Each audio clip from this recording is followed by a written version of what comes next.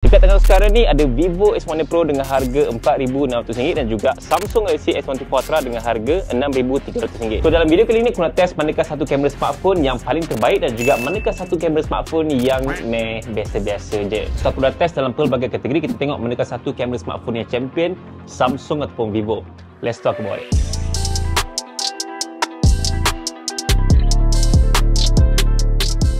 Bear in mind untuk video perbandingan kali ini adalah berdasarkan aku punya personal preference dan juga aku punya real life usage berdasarkan average user. So aku memang test banyak gila gambar dan juga capture few shot yang berbeza dengan beberapa kategori lah. So antaranya yang first kali aku akan bandingkan dari segi UI kamera, point and shoot untuk Photo 1X, ultra wide, telephoto, portrait mode, selfie, high-res 50MP Vivo versus 50 dan juga 200MP Samsung, dan juga kamera night mode. Dalam masa yang sama aku juga akan buat penilaian aku sendiri dan juga aku akan bagi point setiap kategori yang aku dah senaraikan tadi untuk aku pilih mana satu yang aku suka dan juga korang boleh buat penilaian korang sendiri mana satukah gambar yang korang suka dekat bahagian komen nanti, okay? So first adalah tentang specs kamera dia. Memang ada perbezaan yang sangat ketara tau untuk kamera daripada Vivo S1 Pro dan juga Samsung Galaxy S24 Ultra ni. Sebab untuk Vivo memang gunakan triple kamera dengan kerjasama Zeiss, menggunakan kamera utama 50MP dengan sensor Sony IMX920 yang besar 1 inci. Yes, memang sangat besar. Ada 50MP ultra wide kamera dan juga Zeiss APO telephoto 50MP,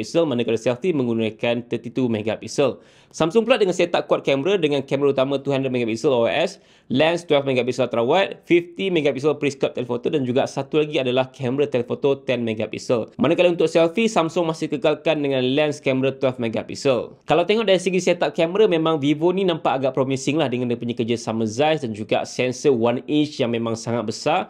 Dan untuk Samsung ni pula, aku rasa not bad dengan dia punya quad camera setup dengan sensor 200MP yang of course korang boleh dapat a better high-res photo, lebih details. Kalau zoom in, nak crop ke apa, memang dapatlah sharpness dia tu kan. First kali dari segi UI kamera, walaupun kedua-dua phone ni adalah Android, tapi user interface kamera dia memang nyata berbeza based on UI brand tu sendiri yang memang very analytical. Untuk Samsung sekali imbas memang nampak lebih simple, lagi dekat bahagian pilihan mood gambar dan juga video. Berbeza dengan Vivo yang by default dia ada lebih banyak pilihan mood yang korang boleh access dan juga nampak lebih advance tau. Aku rasa new Vivo user yang nak explore pada bahagian kamera mungkin kena ambil masa sikit untuk nak fahamkan semua features kamera dia. Untuk aku tak ada masalah sangat sebab asalkan ada mood yang biasa macam gambar, video ataupun portrait, memang senang je nak access. Satu benda yang memang aku suka dekat UI kamera Vivo ni adalah dia punya bahagian zoom tu ada tunjuk tau focal length kamera yang berbeza bila korang tukar jarak zoom berbanding dengan nombor je dekat bahagian kamera UI Samsung. Walaupun fungsi ni nampak macam simple je, tapi bagi aku memang sangat penting gila kot, lagi-lagi untuk fotografer yang suka frame shot dekat focal length yang lebih tepat. Confirm geng fotografi akan sukalah features ni, buatkan korang nak explore banyak lagi dengan setup kamera dia. So untuk UI kamera ni aku rasa bergantung pada korang punya minat dan juga cita rasa. Sebab aku rasa kalau korang dah biasa dengan Vivo, mungkin korang okey lah dengan Vivo. Kalau korang biasa dengan Samsung, korang mungkin okey lah dengan Samsung. Tapi obviously Samsung memang boleh bagi UI lebih simple dan juga easy to access. Compare to Vivo, lebih advance dan juga boleh bagi pengalaman ala-ala macam professional photographer. Untuk aku personally, aku rasa aku prefer lagi UI kamera daripada Vivo sebab korang boleh tahu jarak focal length lebih tepat, banyak features kamera korang boleh explore lagi dan juga siap ada 3 mood color berbeza untuk korang pilih ikut cita rasa sendiri. Next, untuk gambar point and shoot Photo 1X yang typical average user akan gunakan lah. Buka je phone,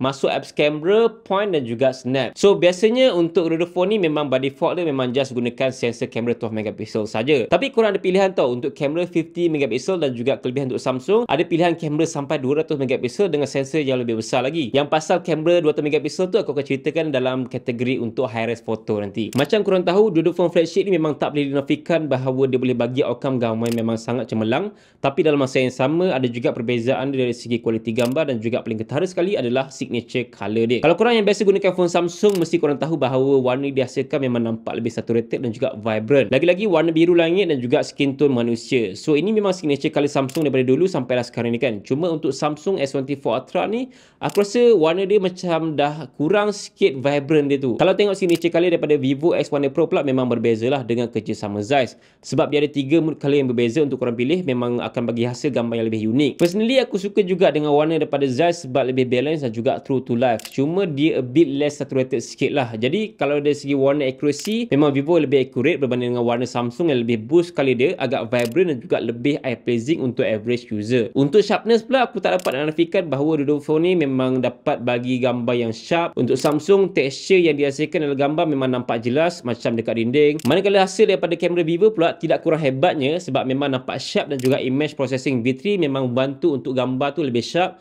dan tidak oversharpen ke semua bahagian gambar. Boleh nampak yang subjek tu memang fokus lah berbeza dengan background. Dari segi dynamic range pula, aku nampak yang kamera Vivo mampu dapat highlight yang lebih baik. Kalau korang tengok dekat bahagian yang cerah ni, Vivo masih dapat kekalkan detail berbanding Samsung yang dah overexpose dekat bahagian yang cerah ni. Dynamic range pada Samsung juga memang baik lah, lagi-lagi pada situasi dengan cahaya yang memang cerah dan juga mencukupi. Tapi aku lebih prefer lah Vivo sebab gambar dia lebih clean dan juga kurang noise pada bahagian yang kurang cahaya. So untuk kategori point and shoot ni, bagi aku memang sangat sengit lah antara kamera Vivo dan juga Samsung. Dia macam tak nampak perbezaan ketara sangat. Kalau korang tengok dengan teliti, baru korang akan nampak lah perbezaan dari segi shadow, highlight dan mid range dan juga dia punya exposure tu sendiri. Sebab kecantikan ni dia agak subjektif. Ada yang prefer gambar Samsung, ada juga yang prefer gambar Vivo kan. But untuk average user, mungkin korang akan pilih gambar Samsung lah sebab dia akan boost lagi color dan juga dynamic range dengan dia punya oversaturated sikit kan. Tapi untuk aku yang sukakan mobilografi, aku rasa aku prefer lagi lah gambar daripada kamera Vivo S100 Pro yang tak overboost sangat color dia dan juga lebih true to life lah dari segi warna tone dia yang kita boleh ubah 3 mood berbeza. So aku biasanya akan gunakan ada tech shade ataupun Zeiss lah. Korang boleh nampak tadi kan color dia memang cantik gila kot dengan signature color Zeiss tu sendiri. Seterusnya untuk kategori lens ultrawide, dan aku rasa ini memang lens wajib lah untuk kita semua gunakan pada tahun 2024 ni. Kalau tak ada lens ultrawide pada smartphone, aku rasa macam ada something yang missing kan. Macam korang tahulah dekat Vivo ada dua pilihan untuk lens kamera dia, by default 12 megapixel ataupun 50 megapixel. Manakala untuk Samsung memang just gunakan 12 megapixel all the way untuk ultrawide kamera dia. So overall test aku dengan kamera ultrawide, gambar dihasilkan memang boleh expect hasil gambar dekat Samsung nampak lebih vibrant dan detail dalam gambar pun masih boleh dikekalkan. Cuma kalau zoom dalam gambar boleh nampak lah ada noise sikit dekat bahagian yang kurang cahaya. Berbanding dengan kamera Vivo, walaupun FOV dia kurang luas berbanding dengan Samsung, exposure gambar ultrawide pada aku lebih baik lah. Dekat bahagian highlight masih ada details, tidak overexpose dan juga hasil gambar overall lebih clean dan juga kurang kesan noise ataupun grain. Untuk distortion gambar, biasanya kamera ultrawide ni dia akan ada isu bila ambil ultrawide kamera, dia akan nampak macam bengkok sikit kan untuk subjek ataupun objek yang tegak. So untuk kamera Samsung, aku rasa dia dapat hasilkan efek distortion yang lebih banyak sikit lah berbanding dengan kamera Vivo. So aku rasa mungkin disebabkan oleh focal length yang lebih luas dan juga efek distortion lebih jelas dekat bahagian tepi gambar berbanding dengan Vivo tau. So tips dia kalau korang nak ambil gambar dengan ultrawide lens ni, korang jangan duduk dekat bahagian tepi-tepi lah, nanti distortion tu nampak pelik dekat bahagian muka ataupun badan korang. So better korang duduk dekat tengah-tengah supaya nampak lebih tinggi sikit lah kalau korang walaupun orang yang rendah. Dari segi color shifting antara kamera utama dan juga ultrawide, aku perasan dua phone ni memang ada color shifting tapi tak banyak sangat lah, dia less macam 50% macam tu je. Perubahan warna tu ada tapi tak terlalu besar sangat gap dia dengan kamera utama. So dia ada slightly color shifting sikit je antara kamera utama dan juga ultrawide dia. Setakat ni untuk penggunaan aku sendiri, memang aku rasa aku sukalah kamera ultrawide antara kedua smartphone ni, antara Vivo dan juga Samsung, sebab Samsung dia punya ultrawide tu lebih lebar sikit dan color dia mungkin lebih cantik sikit lah kalau compare to Vivo. Dia more to true to life dan juga dia punya ultrawide tu lebih sharp dan juga details. Masing-masing ada kelebihan dan juga kekurangan yang tersendiri. So that's why untuk kategori ultrawide aku bagi fair point antara Vivo S100 Pro dan juga Samsung Galaxy S24 Ultra pada bahagian kamera ultrawide dia. So dua-dua dapat markah yang samalah pada bahagian ultrawide. Next untuk kamera telefoto, kalau korang perasan dekat specs kamera Vivo dan juga Samsung memang ada gunakan periscope telefoto kan. Samsung boleh optical zoom sampai 5 kali dan juga Vivo boleh optical zoom sampai 4.3 kali. Memang ada perbezaan sikit untuk focal length dia, so korang akan nampak dalam framing tu beza sikit tapi tak berapa ketara sangat tau. So aku rasa pertembungan pada periscope telefoto kali ni memang agak menarik dan juga sengit lah. So kita tengok dan juga nilaikan mana satukah periscope telefoto yang lebih power. Overall test aku dengan kamera telefoto lens ni memang best gila sebab boleh zoom tanpa risau gambar akan pecah. So aku memang impress lah dengan gambar yang dihasilkan daripada Vivo dan juga Samsung ni, sebab Samsung dapat hasilkan gambar yang lebih baik dari segi exposure, warna yang vibrant dan juga bokeh yang smooth. Tekstur pada gambar pun memang nampak sangat jelas tau. Tapi mesti korang ingat yang Vivo S100 Pro ni dah kena tapau kan. Relax dulu. Surprisingly untuk Vivo S100 Pro kali ni aku rasa memang Samsung dah tak boleh duduk diam dah. Sebab gambar telefoto dihasilkan daripada phone Vivo memang sangat bagus gila kot. Lagi-lagi dekat bahagian tekstur subjek yang nampak lebih fokus dan juga sharp. Kalau zoom dalam gambar sekalipun, detail dalam kamera Vivo memang nampak lebih sharp. Tulisan belakang pun masih boleh dibaca dengan jelas lagi tau. So kamera telefoto dari Vivo ni memang kurang noise dan juga grain lah berbanding dengan kamera Samsung. So aku rasa antara sebab sebab utama kenapa kamera telefoto Vivo ni makin bagus adalah disebabkan oleh kerjasama teknologi Zeiss yang menggunakan Zeiss APO Floating Telephoto Camera. Bahasa mudahnya sebenarnya periskop telefoto ni menggunakan floating elements untuk didapatkan a better focus dari segi gambar subjek ataupun objek dan juga menghasilkan kualiti gambar lebih baik. Dan satu lagi, dua-dua phone ni memang ada kebolehan digital zoom sampai 100 kali. So bila zoom digital ni aku tak expect sangatlah gambar tu akan cantik. Tapi at least jelas lah dan juga masih boleh dapat lagi baca tulisan dalam gambar yang kita shoot tu. Untuk hasil gambar memang dua-dua phone ni hasilkan gambar yang memang nampak soft, tapi aku nampak yang gambar Vivo slightly lebih detail sikit tau berbanding dengan gambar 100 kali zoom untuk kamera Samsung. So guys, macam dengan telephoto lens antara kamera Samsung dan juga Vivo, mana satu korang prefer? Untuk aku sendiri, aku sukakan setup kamera untuk telephoto daripada Vivo S1 Pro.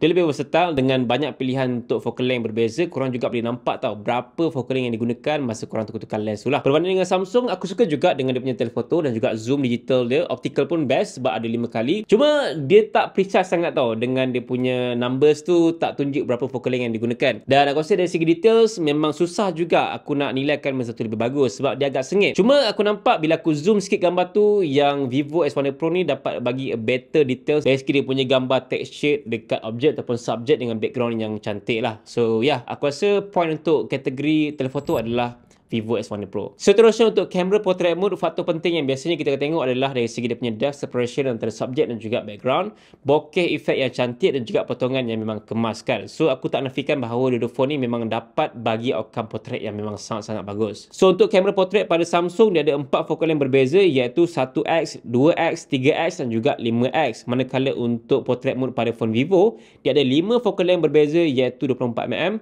35mm, 50mm, 85mm dan juga 100mm. So dekat phone Vivo obviously ada satu extra focal length dan dua-dua phone ni memang gunakan term zoom yang sedikit berbeza sebab Samsung dia gunakan 1x, 2x apa semua je kan. But untuk Vivo dia gunakan term dengan focal length yang lebih precise iaitu 24mm, 35 sampailah 100mm. Dari segi hasil gambar aku nampak yang edge detection daripada Vivo memang lebih accurate lagi-lagi dekat bahagian yang complicated macam rambut ataupun bulu manusia. Manakala edge detection dekat Samsung pula ada gambar yang memang nampak cantik tapi ada juga gambar yang memang dipotong terus dekat bahagian rambut tu. Apa yang aku perasan juga yang potongan pada Samsung tak berapa nampak natural dan juga dia smooth berbanding dengan Vivo yang cuba softkan dekat potongan hujung objek tu. So dari segi bokeh effect pula, Samsung dapat hasilkan efek yang memang sangat cantik, nampak lebih fokus pada subjek, dan Vivo pula aku perasan bokeh yang dihasilkan nampak lebih realistik dan juga tidak terlalu blur sangat tau. Satu kelebihan yang aku suka dekat portrait mode pada phone Vivo ni adalah dia ada features bokeh flare tau. So dengan adanya features ni, korang ada pilihan Zeiss bokeh flare dengan 7 pilihan efek bokeh yang berbeza ikut korang punya cita rasa dan juga situasi yang sesuai lah masa korang tengah shoot gambar tu. Bagi aku features ni memang sangat unik sebab dia kerjasama antara Zeiss dan juga Vivo kan. So dia memang memberikan kelebihan dekat korang semua untuk explore lebih banyak lagi dalam fotografi dan lagi untuk gambar portrait mode dia. Overall untuk kamera portrait aku tak nafikan bahawa dua-dua kamera ni memang sangat bagus lah dari segi dia punya edge detection, focus, blurry effect dan bokeh apa semua kan. But aku rasa dari segi features tu mungkin Vivo dapat bagi extra lagi lah sebab dia ada 7 pilihan bokeh flare yang memang unik dengan Zeiss punya signature color dan juga efek tu kan. That's why dari segi overall untuk portrait mode aku suka lagi daripada kamera untuk Vivo S1 Pro kalau compare to Samsung. Yes, aku enjoy dan juga suka juga, but mungkin Vivo boleh bagi extra feature sikit untuk korang semua explore pada kebolehan untuk portrait mode dia. Next adalah untuk kategori high res photo. So biasanya untuk kamera high res ni kita gunakan megapixel yang besar lah pada sebuah smartphone. So typically untuk phone Android kita ada 50, 100 megapixel sampailah 200 megapixel paling maksimum sekali yang ada pada Samsung Galaxy S24 Ultra ni. Untuk bahagian ni memang aku boleh pujilah Samsung sebab high-res kamera dia memang mudah gila untuk kita nak access dekat bahagian UI kamera dia. Korang just tap je bahagian atas tu untuk korang nak tukar lens high-res dia. Berbeza tau dengan UI kamera untuk Vivo yang kena masuk bahagian more baru korang ada mode untuk high-res dia. So lebih banyak step berbanding dengan Samsung tadi yang lebih simple dan juga easy to access. Tapi special sikit tau untuk kamera Vivo ni sebab ketiga-tiga lens dia memang menggunakan setup lens dengan 50 megapixel, ultra wide, wide dan juga telephoto memang gunakan 50 megapixel. Berbanding dengan Samsung yang just gunakan dua lens untuk high-res saja iaitu 200 megapixel wide dan juga 50 megapixel telephoto. Aku perasan jantung color dekat gambar ultra wide 50 megapixel Vivo ni nampak lebih vibrant, saturated daripada kamera ultra wide biasa dia tau. Mungkin aku rasa sebab pixel dia lebih tinggi, so detail dalam gambar tu lebih banyak dan juga lebih jelas lah. Manakala gambar daripada lens 50 megapixel Vivo dan juga Samsung, tone warna dihasilkan nampak lebih kurang sama tau dengan ultra wide 50 megapixel dia. Agak berbeza dengan tone warna yang aku dapat hasil daripada kamera biasa dan juga warna signature Zeiss tu sendiri. Dari segi exposure, aku nampak memang aku prefer lagi lah Vivo yang masih boleh kekalkan details pada bahagian shadow yang gelap. Tapi dari segi details dan juga texture, memang gambar Samsung nampak lebih jelas dan juga realistik berbanding dengan Vivo. Berbeza pula untuk situasi kurang cahaya, Vivo dapat preserve details dengan lebih cemerlang tau. Dalam masa yang sama, aku juga ada cuba bandingkan untuk kamera 15MP pada Vivo dan juga 200MP pada kamera Samsung ni. Dari segi exposure, mungkin aku prefer lagi gambar daripada Vivo, tapi dari segi details memang Samsung jauh lebih sharp. Even bila zoom dalam gambar pun, teks masih boleh dibaca dengan jelas pada phone Samsung, manakala untuk Vivo dia punya tulisan tu nampak lebih soft dan juga tak berapa nampak dah huruf tu. Untuk bahagian shutter camera pula, biasanya pada kamera phone ni kalau kita gunakan megapiksel yang besar, dia memang ada shutter lag sikit. Kalau kita snap gambar tu, dia macam ada loading sikit kan. But pada phone Samsung memang diorang dah fix bahagian tu, memang ada improvement yang sangat positif lah. Dah tak ada lagi shutter lag pada gambar untuk 50 ataupun 200 megapiksel dia. So tiap kali kita tekan, dia memang laju je shutter dia, tapi dia just ada image processing sikit lah dalam masa 3 ke 5 saat, bergantung pada kompleksiti gambar tu sendiri. Berbeza sikit dengan Vivo, shutter dia kalau kita tekan sekali memang laju lah, tapi kalau kita tekan banyak kali tu dia ada lagging sikit. But untuk image processing dia memang laju kalau kita compare to phone Samsung. Overall untuk kamera high res, walaupun Vivo ni memang nampak lebih versatile dengan setup triple camera yang ada high res 50MP, tapi aku prefer lagi high res daripada kamera untuk phone Samsung. Lebih sharp, gambar lebih crisp dan juga dia punya access untuk penukaran lens tu lebih mudah untuk korang nak tukar daripada 12, 50 sampailah 200MP. So that's why untuk kategori kali ni